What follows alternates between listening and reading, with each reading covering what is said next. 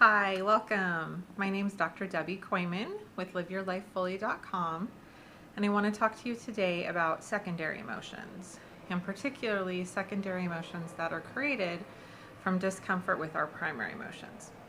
So before I talk about that, let me start by just giving a brief overview of what primary and secondary emotions are. So primary emotions are our normal, natural emotions that all of us have as human beings. These include stuff like sadness, when something that's important to us is lost, fear when we feel threatened, anger when something's not okay, not fair, not right. And when we express our primary emotions, they will always do a wave. They'll come into our body, we'll experience them, they rise, they fall, and they leave our body. No desire to stay in, they just want to be expressed, and if we express them appropriately and fully, they will leave our body. Secondary emotions are usually reactions to our primary emotions, and what they end up doing in essence is they cut off the flow from that wave from the primary emotion. So they stop the emotion from, or the flow of the energy from the primary emotion, and then that energy that would have done that wave goes on over here into secondary emotions. And then these secondary emotions then are fed by that energy, and they just spin in circles or they escalate. And people tend to be most aware of their secondary emotions and try to problem solve to these, but what happens is because it's not the real issue, it's very ineffective. And people just tend to kind of just spin and spin and spin. So if you've ever had that feeling where you feel like you're just spinning in circles with your emotions, you're probably in a secondary emotion. And what needs to happen in order to move forward is you have to move back to the primary emotion, express that primary emotion, allow it to do the wave, and then you can move forward. So that's primary, secondary emotions. Now the rest of the time today, I want to talk about secondary emotions, and again, particularly secondary emotions that are created because of discomfort with our primary emotions.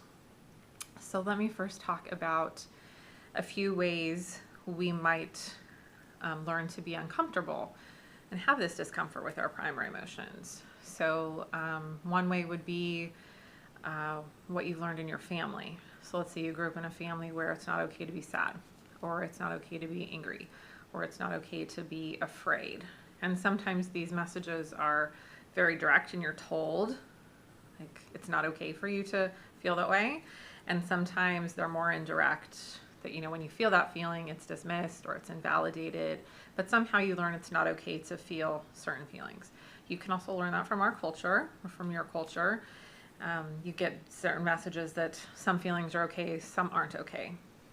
You know, in our culture here in America, there's kind of a sense that it's not okay to be angry as females, and that for males it's not okay to be scared or to cry. So those messages might block your primary emotions, make you feel uncomfortable expressing them. You also might have experiences where you had an experience with emotion that was particularly difficult, particularly painful, particularly overwhelming. Maybe you didn't have the resources to cope with it, and then you might have decided on your own, I don't like that emotion, I hate that emotion, I don't want to feel that emotion, and so you cut it off. And you may experience one, you may experience all three of those. And the end result of any of them is when you experience a normal primary emotion, you block that emotion, don't let it do the wave, and then when you block that, it creates secondary emotions. So let me give you a brief example to kind of illustrate how that might happen. So let's say I grew up in a family where, for whatever reason, it was not okay for me to be sad.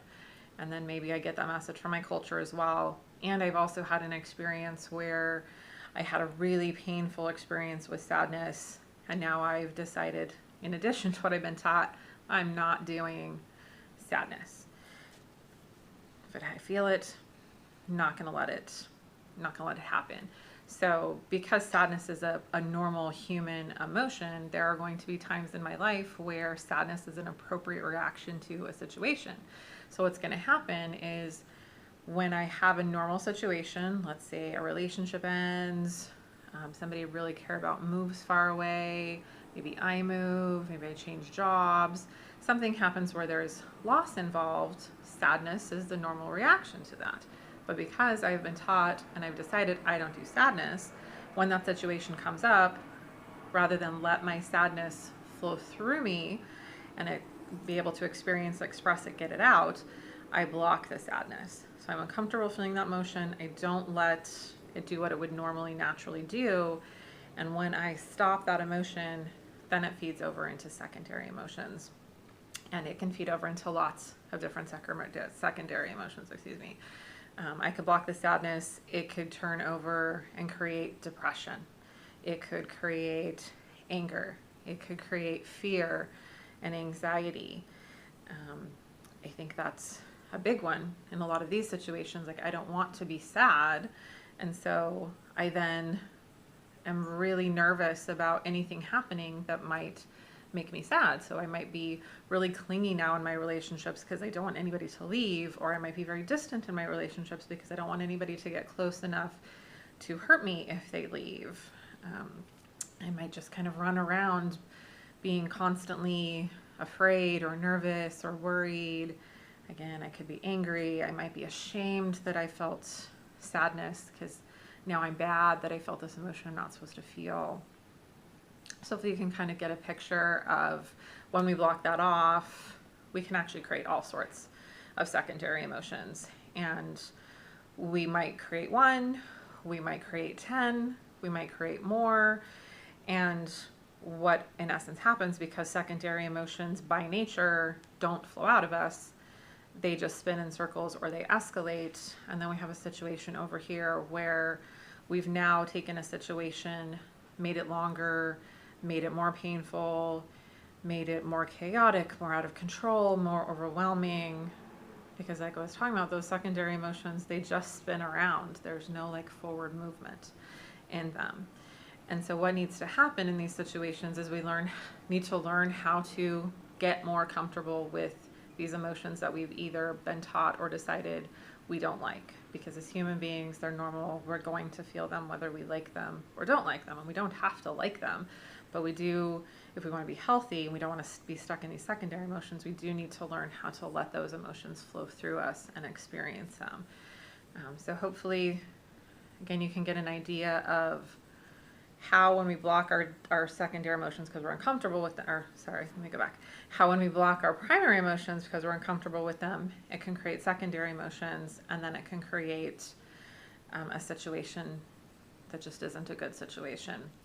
And what we need to learn to do is be able to experience our primary emotions, allow those to flow through us, do the wave, so that we can be healthy, so that we can move forward, and so that our emotions aren't such a painful experience for us. So hopefully that helps. Hopefully that makes sense. And what I would encourage you to do now to help you better understand your primary, secondary emotions is I'd like you to think about and make a list of what emotions do you hate, avoid, push away, try not to feel.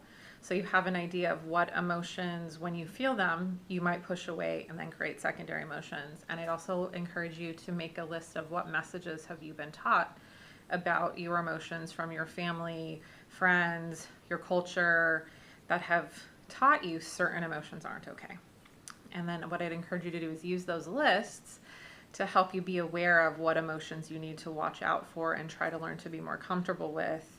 And then if you find yourself stuck in secondary emotions because the emotions just keep getting bigger and bigger, or you're spinning around in circles, is to try to take a time out, and at that point, pull out your list, look and see if it's possible that maybe you felt one of those primary emotions, and that's what caused you to go in the secondary emotions. And then if you can identify that, you can try to stop and see if you can let yourself feel the wave of that primary emotion. And if you can learn how to do this or practice this, it's very helpful. It's very useful. It really helps us to be healthier and to also have less pain and issues in our emotional world. So hopefully that was helpful. Thanks so much for stopping by. If you have comments and questions, you're welcome to write a comment below or email me at drkoyman@liveyourlifefully.com. You're welcome to subscribe to my channel if you want to see more of my videos. I will be putting out some more secondary emotion videos from different other ways that secondary emotions are created. And if you live here in Southern California and would like to actually meet with me so I can help you work through some of this and help you understand it better, feel free to call me or email me to set up an appointment. Thanks again so much for stopping by. Hope you enjoy the rest of your day and hope to see you back here again soon. Take care.